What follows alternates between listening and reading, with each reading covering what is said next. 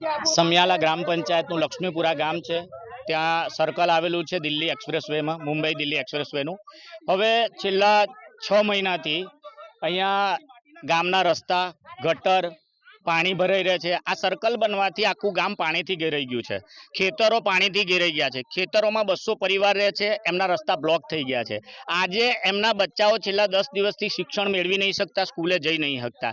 આ લોકોનું જે શાકભાજીને અત્યારે જે ચોમાસામાં જે થતું ફ્રૂટ કે ફળ છે એ અત્યારે લોકો ખેતરમાં કે માર્કેટમાં લઈ જઈ શકતા નથી. એમની ગાડીઓ, ટ્રેક્ટર કશું પણ નીકળતું નથી. અત્યારે ગામની વાત કરું તો ગામમાં સર્કલને લઈને ખૂબ વિસ્તારોમાં પાણી ભરાઈ રહ્યા છે, ગંદકી થઈ ગઈ છે.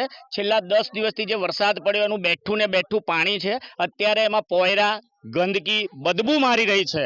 હવે આવા સમયમાં છેલ્લા 10 દિવસથી હું ને મારા સરપંચ નિકુંજભાઈ ભટ્ટ એ મોબાઈલ પર કોન્ફરન્સમાં NHIના અધિકારી મીના સર, કશ્યપ સર, અહીંયા કોન્ટ્રાક્ટ પર કામ કરતા આપણે જે સુરેશભાઈ કરીને છે એમની સાથે વાત ચાલે છે. તો ભાઈ ચાયણી કરીને આજે પેલા કરશે, પેલાને કરવાનું છે, અને કરવાનું છે. આજે 10 દિવસથી મને ને સરપંચને રમાડી રહ્યા છે આ લોકો.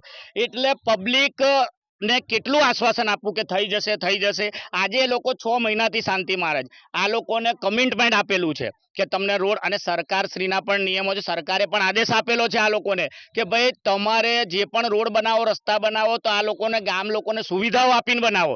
આ આજે કરોડોપતિ માટે કે 4 વ્હીલરો માટે જે રસ્તા બનાવ્યા છે એ ના નથી, સારી સુવિધા છે, પણ એના જોડે જોડે આ લોકોને, ગામ લોકોને સુવિધા આપવી જોઈએ. ગામ લોકોને જે નુકસાન થઈ રહ્યું છે હમણાં આરોગ્યમાં, ગંદકી ફાટી નીકળશે, બીમારી ફાટી નીકળશે, તો એના કોણ એ રહેશે? એ કો મને, એના કોણ એ રહેશે? એટલે મારે એવું કહેવું છે કે આ તમામ જવાબદારી NHIની રહેશે. ચોખ્ખીને ચટ વાત છે, અધિકારીઓને વારંવાર જણાવ્યું છે.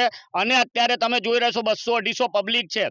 અત્યારે આ લોકો કોઈ સાંભળવા તૈયાર નથી, બરાબર છે? તો આ લોકોએ આજે ગાડીઓ, લેડીઝ હોય અને તેને બધાએ રોકી છે. જો આજે આ જાહેર પબ્લિકને આજે અહીંથી રસ્તા પરથી જઈ રહ્યા તો એ તો બિચારા નિર્દોષ છે. એ લોકોને ગમે ત્યાં જવાનું હોય, હોસ્પિટલ રાઈઝ હોય, તો આજે અત્યારે અમે આ વસ્તુ આંદોલન મોકૂફ રાખીએ છીએ. પણ જો આ 2 દિવસમાં રોડ, રસ્તા કે ગટરોનો રસ્તો ના થયો લક્ષ્મીપુરા અને સમિયાલા ગામે, તો અમે 2 દિવસ પછી કલેક્ટરમાં આપીશું, આખું ગામ લઈ જઈને આંદોલન કરીશું. ત્યાં પણ ત્યાર પછી પણ રસ્તો ના થયો તો ફરી કાયમ માટે અહીંયા બંધ રસ્તા કરી દેવામાં આવશે. એ ગામ લોકોની, સરપંચશ્રીની અને મારા સભ્યોની ખુલ્લી ચીમકી છે. અને અમને લોકોને જેલ કરવી હોય તોય ચિંતા નહીં, જે કરવું હોય, પણ ગામ લોકોને અમારી ફરજમાં આવે છે કે સુવિધા અપાઈશું ને અપાઈશું. તમારી માંગણી શું છે? અમારી માંગણી એ છે કે આ જે ગટર લાઈન પાણી ભરાઈ રહે છે એના ગટરો કરી આપવામાં આવે, અને આ રોડ રસ્તા જે ખેતરોમાં જવાના અટકી ગયા છે, ગામમાં જવાના અટકી ગયા, એ રોડ બનાવી આપવામાં આવે.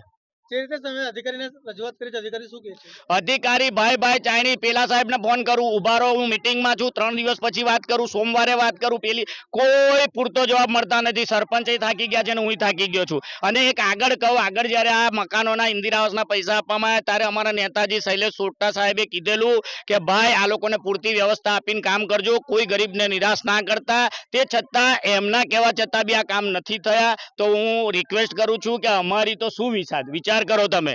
એટલે આ લોકોને અત્યારે આ ટેલર છે ભાઈ, આ ટેલર કેટલું મોટું રૂપ પકડશે એમને ખબર નહીં હોય. NHI વાળાને એમને એવું ખબર છે કે આ તો ગામડાની પબ્લિક છે. ગામડાની પબ્લિક નહીં, તમે આ મહિલાઓની બાઇટ લઈ શકો છો ભાઈ, એટલે ખબર પડશે. હું મનીષભાઈ ગોડાવાલા, ગ્રામ પંચાયત સદસ્ય, સામાજિક ન્યાય સમિતિ ચેરમેન. રસ્તો બંધ છે. છોકરા નાના લઈને નિશાળ જવાનું, સવારમાં ઉઠીને એક જ રસ્તો છે અમારે, શાકભાજીનું લઈને જવાનું. કોઈ બી એ તકલીફ છે અમારે, કાદવની કીચડમાં કેરી જ જવાનું અમારે. તો કોઈ બી આવતું નહીં, જોવા સભ્ય આવે, સરપંચ કોઈ આવતું નહીં આ બાજુ. તો અમારે સુવિધા જોવે ગામની.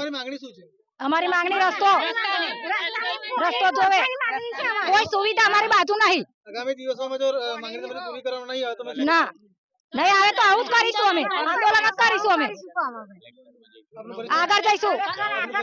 હા, कंकुबेन जगदीश भाई परमार, समियाला। इस वीडियो को लाइक करें, हमारे चैनल को सब्सक्राइब कर बेल आइकन जरूर प्रेस करें